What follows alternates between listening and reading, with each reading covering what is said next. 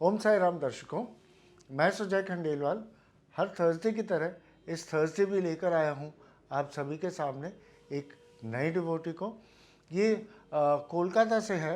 कुछ वीडियोस पहले इनकी वाइफ का वीडियो आया था, डोलन जी। अगर आपने उनका वीडियो ना देखा हो, बाबा ने किस प्रकार स्वयं आकर हलवा खिलाया उन्हें, तो वो वीडियो भी ज़रूर देखिएगा। तो आइए आज हम स्वागत करेंगे उत्तम जी का, जो कि कोलकाता से हैं। साई राम उत्तम जी। ओम शाय। उत्तम जी, दर्शकों को बताएं कि बाबा के बारे में आपको कब पता चला। ये बहुत पहले है कि 2005 पे हम लोग एक एलटीसी लेके जा रहे थे और वो जगह था माउंट आबू। तो वहाँ पे जैसे हिल स्टेशन है तो इतना ज़्यादा मेडिकल फैसिलिटी वगैरह नहीं होता है। तो हमारे फ्रेंड जो साथ में था उनका एक बहुत छोटा बच्चा था, ही वॉज नियरली 3 इयर्स ऐसा कुछ एज था। अचानक से उसका तबीयत ख़राब हो गया था।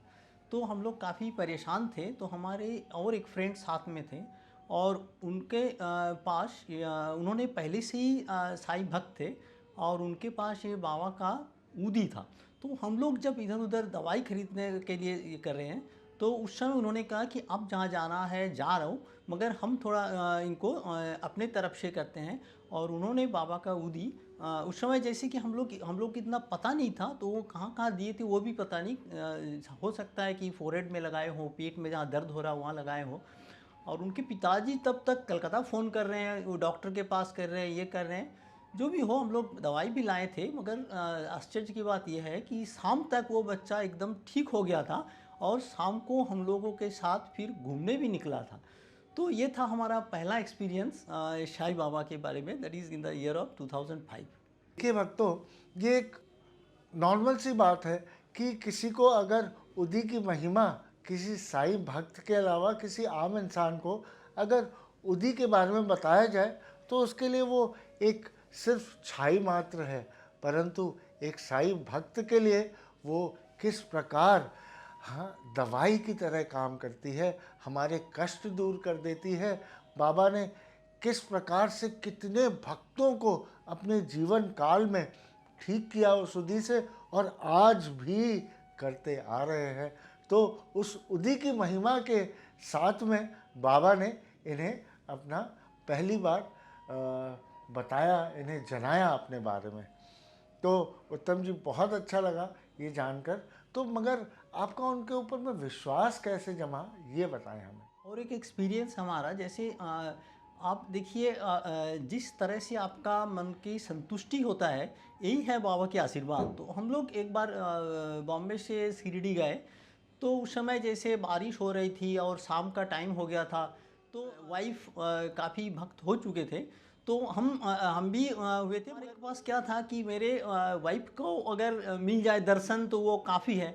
तो हमने परेशान हो गए कि हमारा जूता संभालना है, हमारा मोबाइल ठीक जगह रखना है, तो हम इसमें बिजी हो गए। और मेरी वाइफ क्या कि तू जो भी करना है तुम करो, हम जा रहे हैं बाबा के पास। और क्या हुआ कि हम सोचे, क्योंकि उस समय हमारे पास अगर मोबाइल है तो मेरे वाइफ के पास मोबाइल नहीं है और मोबाइल अंदर रख दिए हैं, काफ़ी भीड़ है, तो हम तो फिर गुम हो जाएंगे, फिर ढूंढेंगे कैसे। ना तक तब हम लोग होटल गए थे ना कहीं गए थे। तो हम सोचे कि मतलब कि गुम हो जाएगा, मतलब कि मिलना मुश्किल है। ये अचानक ऐसा है कि विद इन 5 या 10 मिनट्स वो बारिश भी ख़त्म हो गई। तब तक क्या हो रहा था कि बारिश इतना ज़ोर था कि सारे शू निकल के बाहर जा रहे हैं, हम शू को संभाले या उधर देखे कहाँ जा रहे हैं, ऐसे परेशानी हो गए। तो तब तक क्या हुआ, बारिश 5-7 मिनट में बारिश ख़त्म हो गई। वो हमें तो शू मिल गया, मोबाइल मिल गया, मगर हमें दर्शन नहीं हुआ। तो हमें हमारे साथ क्या है कि हमें ये चिंता था कि जब हमारे साथ मेरे वाइफ आई हैं, मेरी बेटी आई हैं, हम चाहते थे कि उनका दर्शन हो जाए, हमारा दर्शन उनके थ्रू होगा। तो ये हमारा जो ये था, हमारा जो शौक था, ये देखिए ये मीटअप हो गया, हम उनके थ्रू बाबा के दर्शन पाए। तो ये था हमारा एक दूसरा एक्सपीरियंस। तो देखिए भक्तों, किस प्रकार बाबा की कृपा हुई, इन्हें दर्शन नहीं दिए, इनकी वाइफ और उनकी बेटी के दर्शन के रूप में इन्हें इतनी प्रसन्नता हुई और बाबा के ऊपर में इनका विश्वास जमा।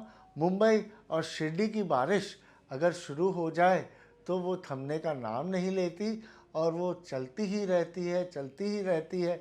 इनका मोबाइल सिर्फ इनके पास होते हुए भी, और डोलन जी इनसे मिल पाए, इनके साथ में कोई असुविधा नहीं हुई और इनके जूते बहने से भी बच गए। तो देखिए ऐसी कृपा हुई और इन्हें अपना भक्त बना लिया कुछ ही वर्षों के अंदर बाबा ने। चलिए उत्तम जी, भक्तों को बताइए कुछ लीलाओं के बारे में जो आपने एक्सपीरियंस की हो अपने लाइफ में।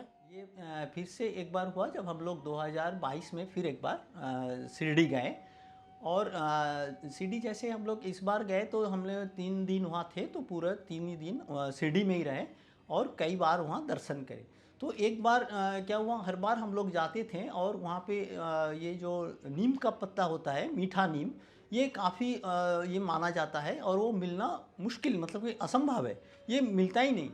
और ज़्यादातर मेरे वाइफ का ये था कि एक नीम का पत्ता कहीं से मिल जाए, मतलब कि वो क्या कर रहे थे, अंदर जो बैठे हैं कोई सिक्योरिटी गार्ड, उनसे मांग रहे हैं, तो उन कहीं से मांग रहे हैं, हमें एक दे दो, एक दे दो, ऐसा कर रहे हैं। तो हम लोग जैसे अंदर गए थे वो दर्शन के लिए, तो दर्शन होते ही जैसे अलग होता है कि जेंट्स के लाइन अलग और लेडीज़ के अलग, तो जेंट्स के लाइन से हम तो बाहर आ गए थे और ऐसे ही वो नीम के उधर हम बाहर ही घूम रहे थे, मतलब अंदर भी नहीं, बाहर घूम रहे थे। तो हम सोचे कि हर बार ये मेरी वाइफ इतनी मांगती है और इसे नहीं मिलता है, तो मतलब कि हम मांगे भी नहीं बाबा से, तो वहाँ ऐसे ही घूम रहे हैं। तो सबसे आश्चर्य की बात यह है कि जब किसी को नहीं मिल रहा, आप कभी भी वहाँ जाएंगे तो आपको पता चलेगा वो नीम का पत्ता के लिए घंटों वहाँ बैठे रहते हैं दर्शक, कि कब मिले, एक पत्ता मिल जाए। और ये ऐसा है कि हम साइड से जा रहे हैं वहाँ पे, ऐसे ही घूम रहे हैं कि जब वो लोग आ जाएं, ज़्यादा ध्यान हमारा है कि कब वो लोग निकल रहे हैं वहाँ से, मतलब कि नीम के पत्ता की तरह हम नहीं देख रहे हैं, मगर खड़े हैं वहाँ पे कि अगर मिल जाए सब सोच रहे हैं।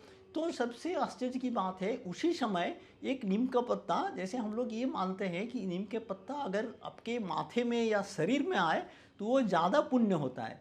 तो अचानक से एक नीम के पत्ता हमारे ऊपर आ गिरा और हमें पता भी नहीं चला था कि वो नीम के पत्ता है। किसी ने पीछे से हमें बताया, अरे आपके वो गाय पे, वो शरीर पे गिरा है, उसको जल्दी उठाइए। तो हम उसको उठा के फिर अपने जेब पे रखे और इसको आते ही बताया कि देखो सबको इतना ढूंढ रहा है, हमें देखो ये नीम के पत्ता मिला है। तो ये हम मानते हैं कि ये तो बाबा का अगर कृपा ना हो तो इतना आसान से ये मिलना काफ़ी मुश्किल है। यही है हमारा और एक एक्सपीरियंस। बिल्कुल सही कहा। कोई भी साईं भक्त हो और उसका मन वहाँ नीम के वृक्ष के नीचे जाकर और उस एक नीम की पत्ती के लिए लालायित ना हो, ऐसा कभी नहीं होता। जो भी वहाँ नीम वृक्ष के नीचे खड़ा होता है, बाबा के की ब्लेसिंग्स महसूस करता है, शांति महसूस करता है और वो चाहता है कि एक नीम का पत्ता उसे मिल सके। आजकल इतने रेस्ट्रिक्शंस हो गए हैं, इतना बैरिकेडिंग हो गई है कि इतना आसान नहीं है। इतने लाखों लाखों डिवोटीज आते हैं बाबा के दर्शन के लिए और नीम के कुछ ही पत्ते नीचे गिरते हैं, उसी में बाबा ने कृपा बरसाई और इनके ऊपर देखिए स्वयं आकर एक नीम का पत्ता गिरा और उन्हें इतनी ब्लेसिंग्स मिली बाबा की, जो कि उन्होंने फटाफट अपने जेब में डाल लिया। तो चलिए उत्तम जी, कुछ और बाबा की लीला शेयर करना चाहेंगे। और एक लीला है, हम लोग द्वारका माई वहाँ गए थे। तो वहाँ भी ऐसा होता है कि सब कोई अगर मांगे तो हर समय ऐसा नहीं होता है कि जो भी मांगे उसी को उसी समय प्रसाद मिले और उसी समय फूल मिले, ऐसा नहीं होता है। तो इस बार भी पता नहीं, हम वहाँ पे पहुँचे और वहाँ से जा रहे थे, जैसे सब कोई वहाँ प्रणाम करते हुए निकलते हैं तो हम भी प्रणाम करते हुए निकलते थे। तो वहाँ पे जो पुजारी थे वो खुद बुलाए हमें और खुद अपने तरफ से वो फूल हमारे हाथ में दिए। तो ये भी हमें लगा कि एक आशीर्वाद ही है बाबा का, जो बुला के हमें फूल दे रहे हैं। बिल्कुल बिल्कुल। द्वारका माई अब खुल चुका है, जो कि कोविड की वजह से रात को बंद था। अब वहाँ पर रात को भी दर्शन, वहाँ पर बैठने की भी सुविधा हो गई है। तो बाबा का उस द्वारका माई में वहाँ पंडित जी के थ्रू जो उत्तम जी को वो फूल प्रदान किया बाबा ने स्वयं, वो आप समझिए कि कितना बड़ा आशीर्वाद है। ये भाग्यशाली है क्योंकि इतने लाखों भक्त वहाँ पर जाते हैं और कैसे पंडित जी ने इन्हें चुनकर और बुलाया। ये इतने भाग्यशाली हैं कि इन्हें वो बाबा की ब्लेसिंग्स मिली। बहुत धन्यवाद उत्तम जी। भक्तों के आप कुछ भी बाबा के बारे में बोलना चाहें या कोई एडवाइस देना चाहें तो?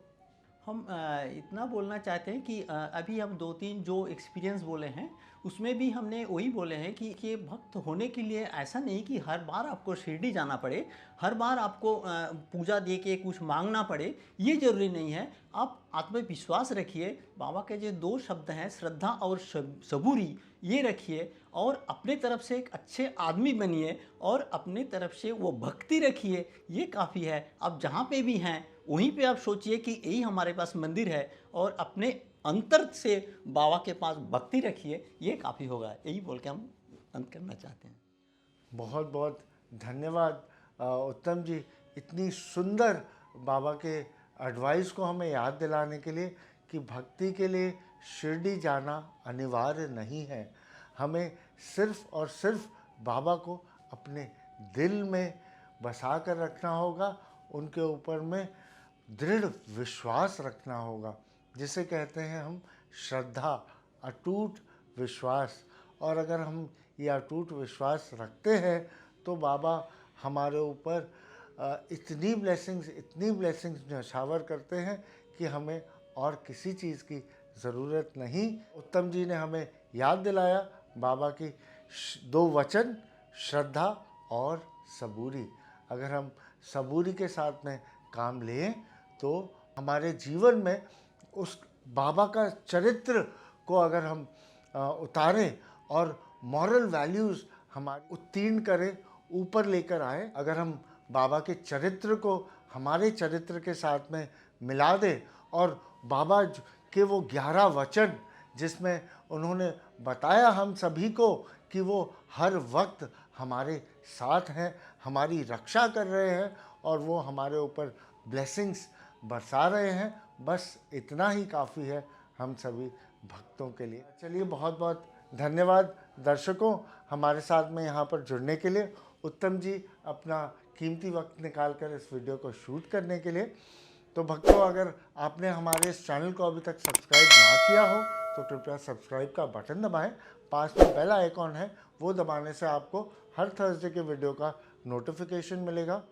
ये वीडियो अगर आपको पसंद आया हो तो कृपया लाइक का बटन दबाएं। नीचे कमेंट बॉक्स में जाकर ओम साई राम लिखें और ज़्यादा से ज़्यादा लोगों के पास इसे फॉरवर्ड करें ताकि उन्हें बाबा की लीलाओं के बारे में पता चल सके एंड उन्हें भी ब्लेसिंग्स बाबा की मिल सके। बस एकमात्र यही उद्देश्य है हमारे इस चैनल का। तो थैंक यू उत्तम जी, थैंक यू दर्शकों। ओम साई राम।